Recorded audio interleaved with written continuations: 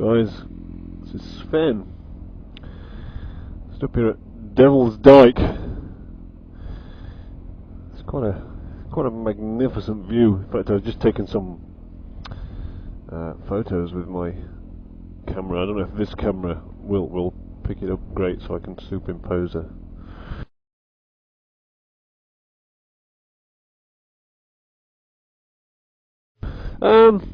there's some guys up here about to go hang gliding. It is bitter cold today. It's supposed to be snowing this weekend. Whether that happens or not, I don't know. Today's topic is kids of the 21st century.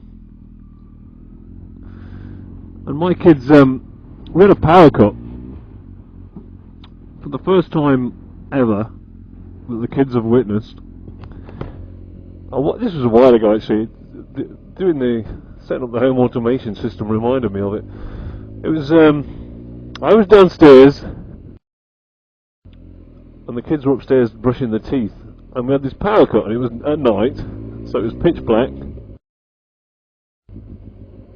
And the kids started screaming. It sounded like one of them were being murdered.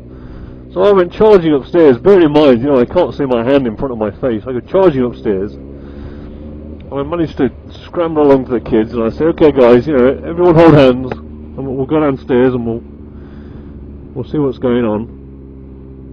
And no daddy, no, turn the lights on daddy, put the lights on. Because, they're scared of the dark at the best of times, let alone in a power cut at night. So, it is a magnificent view up here. I do love this place.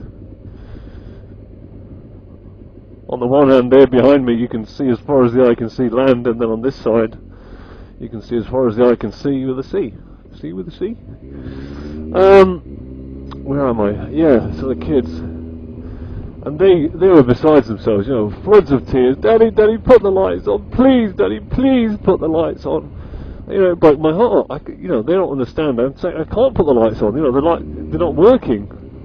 They're like, no, Daddy, don't be silly. Just press the button, Daddy. You've got to press the button. Put the lights on. I'm like, no, guys, it's a power cut. And they don't understand. And this is my point. They just, of course, bless their hearts. They don't know any different. They just take it for granted. And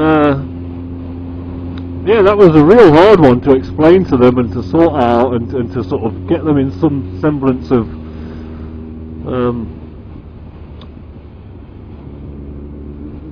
just get them through it, I suppose. Because I was just putting them in bed and they didn't understand. They just did not understand. And I didn't want to leave candles in the room, and they don't like sleeping in the dark, and it was all a bit of a wasn't great, to be honest, for them, bless them. But it just made me think, the kids of the future. I'm setting up all this home automation and this and that, and if you imagine in 10 years' time, I don't know what the future is going to bring, obviously, but you can imagine every house being automated like I'm setting up, and then one day when it doesn't work, they're going to be flummoxed. It's funny, really. It was humorous in a sick sort of way that the kids were besides themselves and in floods of tears, and they just could not understand. Just press the button, Daddy. Yeah, and the button doesn't work. I suppose to put it into perspective, it's like waking up every day and you expect the sun to be there. And that's all you've ever been used to, and then one day you wake up and the sun's not there. How would you react? That's what it's like in their little world, bless them.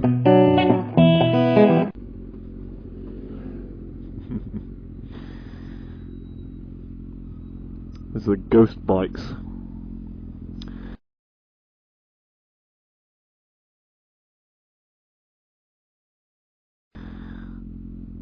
There's actually a website, I think it's ghostbikes.net. There's several of these pop up around the world. Some in New York, I remember there's some in New York, there's one here. There's only 3 in Britain, I believe, and then they're all over the place. There's a cyclist died there, and what they do is they get a push bike and paint it white, the tyres white, the bike white, everything white, and they call it a ghost bike. Stark reminder. Whatever your name is, ready for the big surprise.